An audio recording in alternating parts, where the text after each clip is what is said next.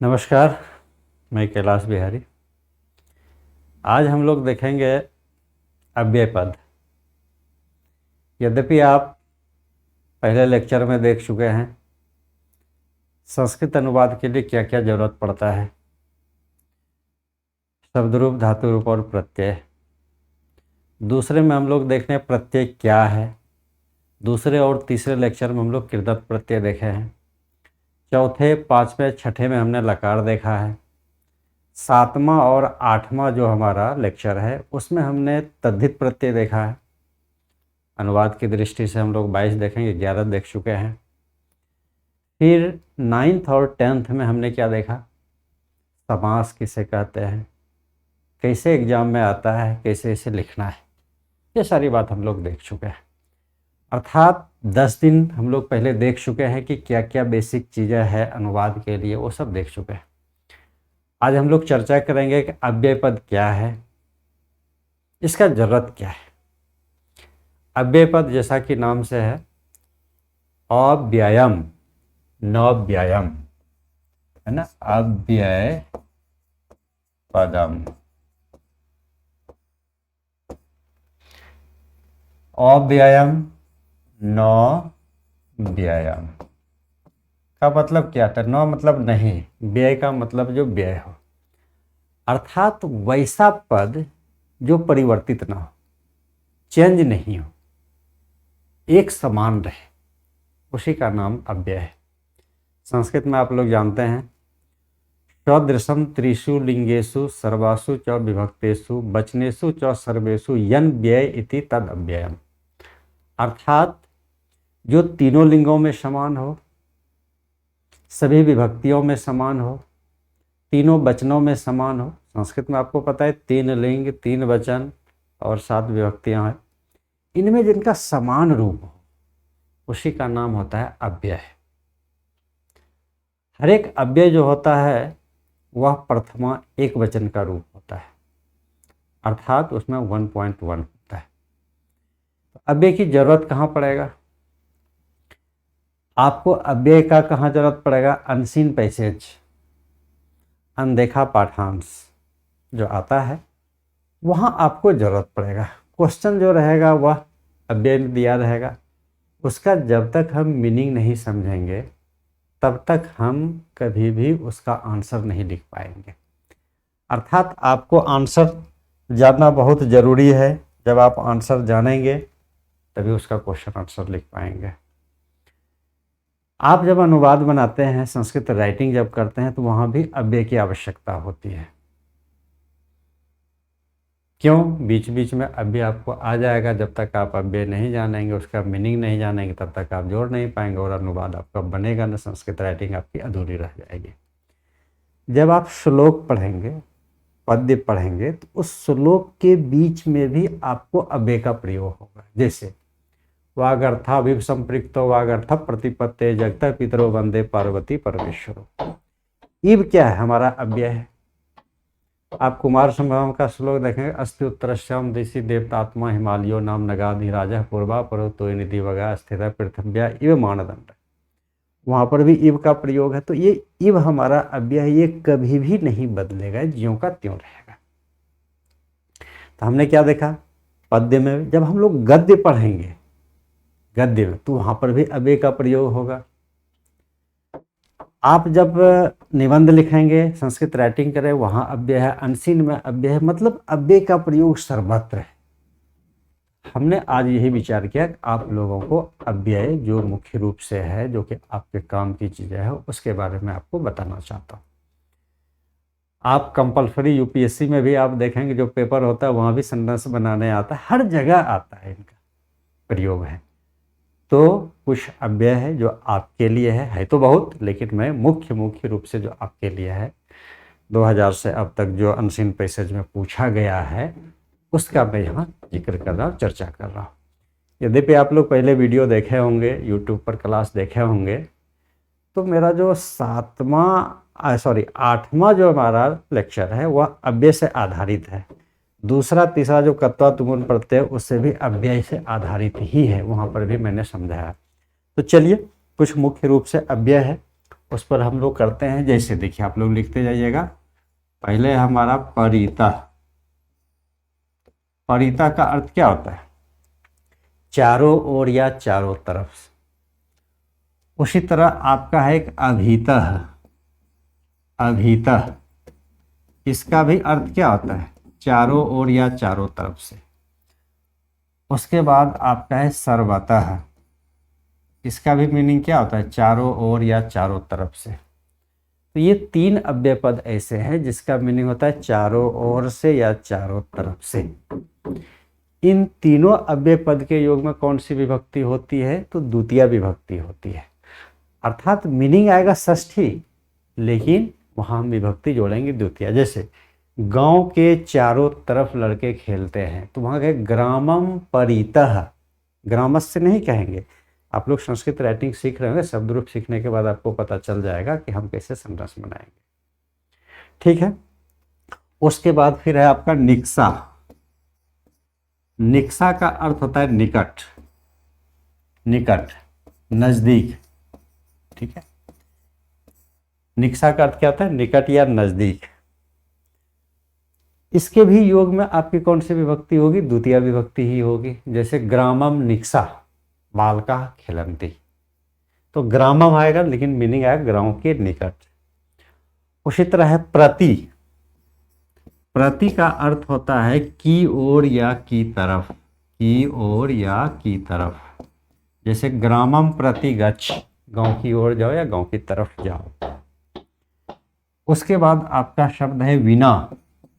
विना। विना का अर्थ होता है अलावा या अतिरिक्त।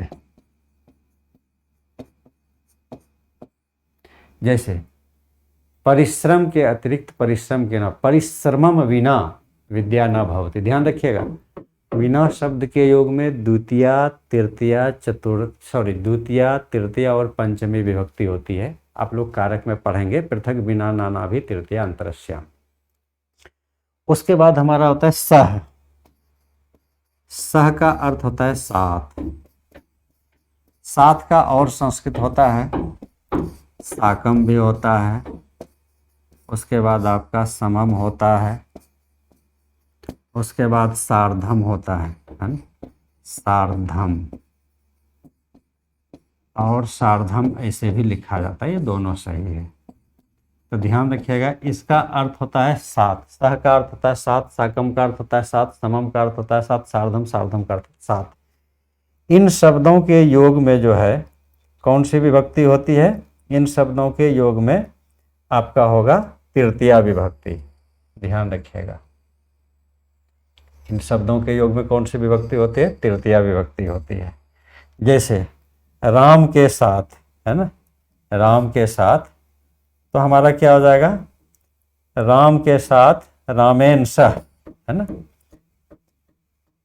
श्याम के साथ श्यामेन सह, तो रामेन सह गच्छति, रामेन समम गच्छति, रामेन साकम गच्छति, रामेन सार्धम गच्छति।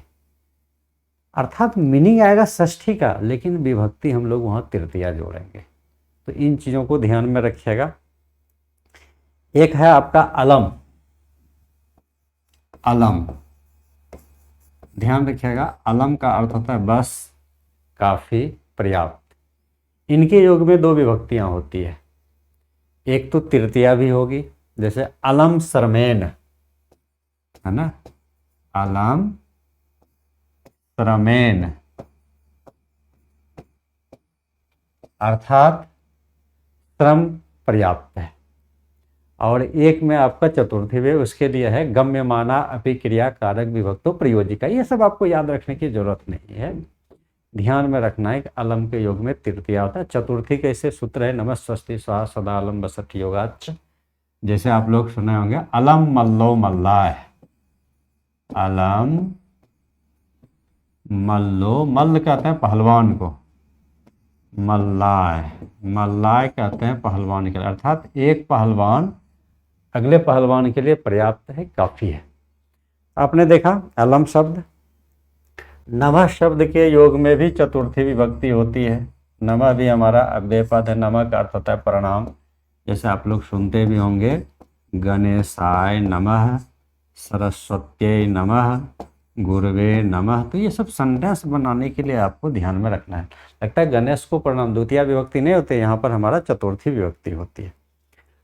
अगला शब्द है बही।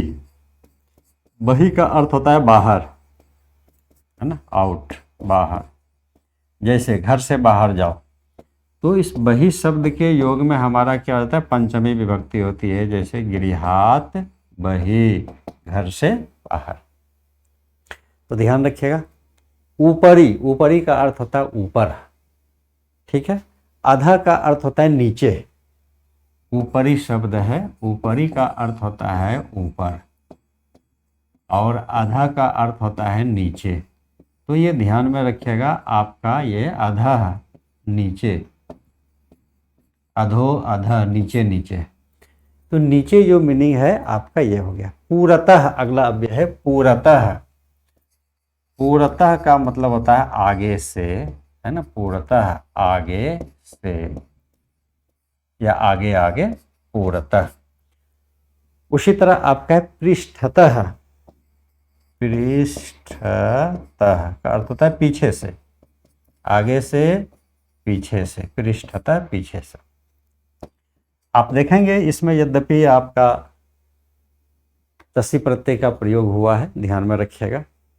कति, कति का मतलब होता है कितने, कति, कितने। जैसे अत्र कति छात्राः संस्कृतं पठन्ति, यहाँ कितने छात्र संस्कृत पढ़ते हैं। अत्र कति छात्राः मम भाषणं शृण्वन्ति, कितने छात्र मेरे भाषण को सुन रहे हैं, ठीक है। तो इस तरह से कति का अर्थ होता है कितने। ध्यान रखिएगा, विसर्ग नहीं होता, ये प्रायः अनसीन पैसेज में पूछा जाता है। और कति का अर्थ होता है कितने। कथम, एक शब्द है कथम। कथम का अर्थ क्या होता है, कैसे या किस प्रकार से, या किस प्रकार। जैसे भवान कथम लिखति, आप कैसे लिखते हैं। तो ध्यान रखिएगा, कथम शब्द जहाँ रहे वहाँ हम क्या करेंगे, तृतीया विभक्ति लगाएंगे, ठीक है। कथम शब्द जहाँ रहे वहाँ हम क्या करेंगे, तृतीया विभक्ति को लगाएंगे। और तृतीया विभक्ति लगाने के बाद हम लोग उसका मीनिंग निकाल। तो कथम शब्द का प्रयोग जब रहे तो इस चीज़ को आप ध्यान में हमेशा रखिएगा कि किस तरह से प्रयोग हमारा होता है। अब आइए है किमर्थम। ये भी हमारा अव्यय पद है। किमर्थम अर्थ होता है किस लिए। किमर्थम का अर्थ होता है किस लिए।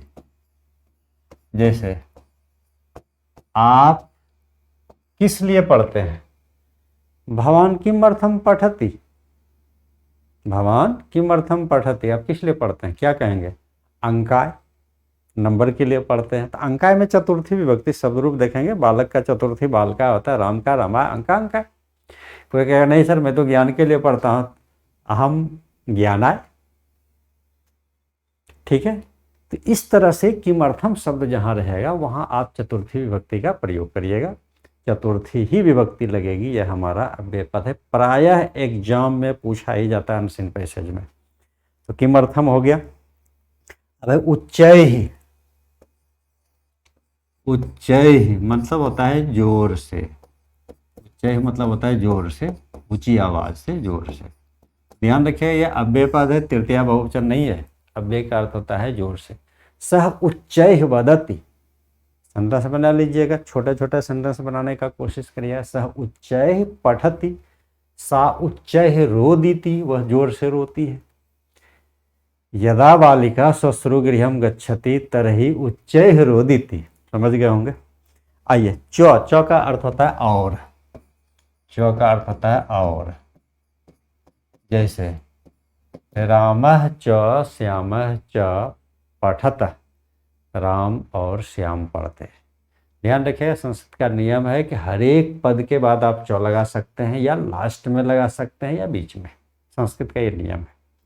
उसके बाद एक शब्द बहुत ही इंपॉर्टेंट है, स्वः। स्वः, स्वः का अर्थ होता है कल, भविष्यत काल में। क्या होगा, भविष्यत काल, फ्यूचर टेंस में। तो इस पर आपको सेंटेंस बनाने होगा।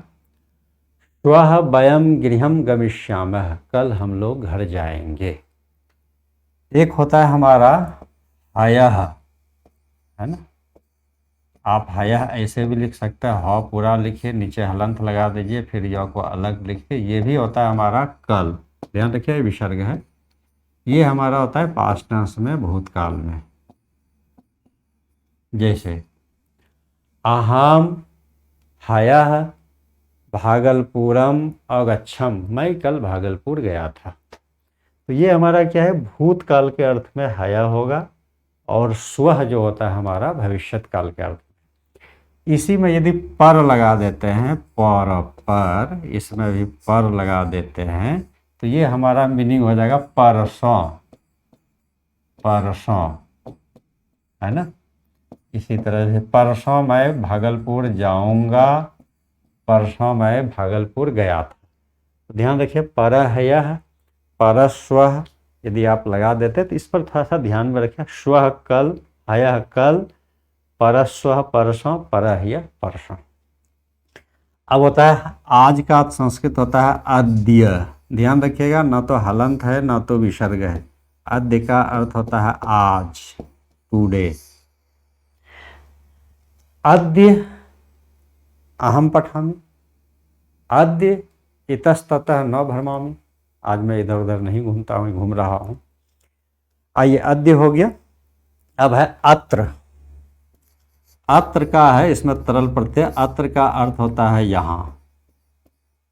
तो आप समझते हैं अत्र, तत्र, तत्र का अर्थ होता है वहाँ। इसमें भी आपका प्रत्यय है तरल प्रत्यय, आप यूट्यूब पर जरूर देखिएगा, उसमें लिखा हुआ है तरल प्रत्यय का जहाँ प्रयोग है वहाँ मैंने बताया। अत्र, तत्र। एक होता है यत्र, यत्र में हलंत, ध्यान रखिएगा इसमें कोई विसर्ग हलंत नहीं। यत्र का अर्थ होता है जहां। फिर है आपका कुत्र, कुत्र का अर्थ क्या होता है कहाँ, ध्यान रखिएगा कहाँ। और एक संस्कृत होता है क्व, क्व का अर्थ भी होता है कहाँ। तो ये जहां भी प्रयोग रहे, अत्र, क्व, तत्र, वहां पर हम सप्तमी विभक्ति का प्रयोग करेंगे अनसीन में। जैसे मान लिया जाए बालका कुत्र पठति, लड़का कहाँ पढ़ता है, तो कोई जगह तो होगा, विद्यालय होगा तो विद्यालय, घर होगा तो गृह, वन होगा तो बने, आश्रम होगा तो आश्रमे। शब्द रूप आप ध्यान में रखिएगा, तो आपको यहाँ आराम से अनसीन पैसेज में आप बना सकते हैं। अत्र, यत्र, सर्वत्र, सर्वत्र का अर्थ होता है सभी जगह। इदानीम, इदानीम का अर्थ होता है इस समय, इदानीम, इस समय, ये दो है। इदानीम का अर्थ होता है इस समय। इस समय क्या करते हो, इदानीम किम करोति, इस समय आप क्या करते हैं। उसके बाद होता है संप्रति, संप्रति का अर्थ होता है अब। जैसे संप्रति वार्ता श्रूयन्तम, अब आप समाचार सुनिए। लेकिन संप्रति का अर्थ होता है अब, और एक होता है अधुना, अधुना का अर्थ होता है अभी, अभी। तो ध्यान रखिएगा इन दोनों में ज़्यादा फर्क नहीं है। जैसे संप्रति का मतलब होता है 1 मिनट के अंदर, और अधुना का मतलब होता है 1 मिनट के बाद। लेकिन आप कहीं भी अनुवाद में प्रयोग कर सकते हैं, अधुना हम गृहं गच्छामि, संप्रति। एक होता है सांप्रतम, सांप्रतम मतलब होता है आजकल। सांप्रतम का अर्थ क्या होता है, आज कल, आजकल, आजकल क्या हो रहा है, सांप्रतम किम भवति। ठीक है, तो संप्रति हो गया, सांप्रतम हो गया। यदा, कदा, तदा। यदा का अर्थ होता है जब, यदा का अर्थ होता है जब, यदा यदा ही धर्मस्य सुने होंगे। तदा का अर्थ होता है तब, ये आप देख लीजिएगा लेक्चर 1 से लेकर 10 तक में भी तब। कदा का अर्थ होता है कब, ध्यान रखिएगा इसमें दा प्रत्यय सब में। यदा, कदा, तदा जब इसमें रहेगा तो ध्यान रखिएगा इसमें निश्चित रूप से आपको जो है प्रत्यय है, और जहाँ पर भी दा प्रत्यय है वहाँ पर हमारा कौन सी विभक्ति होगी, सप्तमी विभक्ति। जैसे भगवान कदा पठति, कभी तो पढ़ते होंगे दिन में, रात में 10 बजे, तो वहाँ कहेंगे 10 वादने पठामि, 5 वादने पठामि, 1:30 वादने पठामि। इस तरह से यदा, कदा, तदा। एक है आपका सहसा, क्या है, सहसा, सहसा का अर्थ होता है अचानक, एकाएक, अकस्मात, है ना, अकस्मात, एकाएक। सहसा आगच्छति सह, वह अचानक आता है। सहसा पतति, अचानक गिर पड़ता है। तो ये ध्यान में रखिए, छोटा छोटा सेंटेंस बनाने का सीखिए। एक है वृथा। वृथा का अर्थ होता है बेकार, बेकार, निरर्थक, यूजलेस। वृथा कार्यम न करो, तो बेकार काम नहीं करिए। एक है शनैः। शनैः का अर्थ होता है धीरे, और शनैः, शनैः का अर्थ होता है धीरे धीरे। शनैः, शनैः, धीरे धीरे, केवल एक रहे धीरे, दो रहे धीरे। मंदम, मंदम, धीरे धीरे, ठीक है। उसके बाद है आपका अपि। अपि का अर्थ होता है भी, अपि, अपि का अर्थ होता है भी। ध्यान रखिएगा, इसमें हलंत विसर्ग कुछ नहीं, अव्यय पद, ये सारे के सारे अव्यय पद है। कुतः, आपको पता है कुतः बार बार आता है एग्जाम में। कुतः का अर्थ होता है कहाँ से, है ना। ध्यान रखिएगा, इसमें भी हमारी पंचमी विभक्ति है। भवान कुतः आगच्छति, आप कहाँ से आते हैं। भवान अत्र पठितुम कुतः आगच्छति, आप यहाँ पढ़ने के लिए कहाँ से आते हैं, ठीक है। अब आपका है इतस्ततः। इतः का अर्थ होता है इधर, ततः का अर्थ होता है उधर। इतस्ततः, इधर उधर, है ना, इधर और उधर। पठन काले इतस्ततः न पश्यतु, पढ़ते समय इधर उधर मत देखिए। तो छोटा छोटा सेंटेंस आप बनाइएगा अपने से। उसके बाद है यदि। यदि का संस्कृत यदि ही है, तो आप लोग को लग रहा था हिंदी है। यदि का दूसरा संस्कृत होता है चेत। चेत मतलब भी यदि होता है, यदि मतलब यदि होता है। यदि संस्कृतम पठिष्यति, यदि संस्कृत पढ़ोगे। तरही मन तो, तरही मन होता है तो, संस्कृते अधिक अंका प्राप्यन्ते, तो संस्कृत में बहुत नंबर पाएंगे। तो तरही मन तो भी होता है। और एक है यावत। यावत का अर्थ होता है जब तक, जब तक। एक है तावत, तब तक, तब तक। जब तक वह पढ़ता है। यावत सह पठते, तावत अहम न पठामि, तब तक मैं नहीं पढ़ता। तो ये कुछ आपके लिए इम्पोर्टेंट अव्यय था जो मैंने आपको बताया। यदि आप इतना कर लेते हैं तो मुझे लगता है अनसीन पैसेज में कोई दिक्कत नहीं होगी। यद्यपि और अव्यय पद है, लेकिन मैंने आपको मुख्य रूप से बताया 2000 से लेकर अब तक जो भी अनसीन पैसेज में पूछा गया था उसकी मैंने सारी चर्चा कर दिया। और ये आपके लिए अनसीन पैसेज के लिए बहुत ही महत्वपूर्ण है। आप इसे याद कर लीजिएगा सभी को, ताकि आपको श्लोक पढ़ने के क्रम में सुविधा होगी, अनसीन बनाने के क्रम में सुविधा होगी, संस्कृत राइटिंग करने में आपको सुविधा होगी। ये सारे जगह आपको बहुत ही सुविधा है। इनका रूप कभी नहीं बदलता। और हाँ, एक बार IAS जैसे एग्जाम में भी आया था, अव्यय और उपसर्ग में क्या अंतर है। 2013 और 2015 में दो बार आया है, ध्यान रखिएगा। तो ये चीज़ों को सोच के देखिए कि क्यों पूछ रहा है। संस्कृत राइटिंग सीख जाएंगे, ये देंगे, इसका उदाहरण प्रति उदाहरण हम लोग वहाँ दे देंगे, तो हमारा क्वेश्चन भी बन जाएगा और हम लोग सीख भी जाएंगे। तो ठीक है, आज हम लोग अव्यय पर चर्चा किए। अब हम लोग आगे और भी अगले टॉपिक के साथ आएंगे। तब तक के लिए धन्यवाद। पुनः मिलिष्यामः, तावत् शुभमस्तु।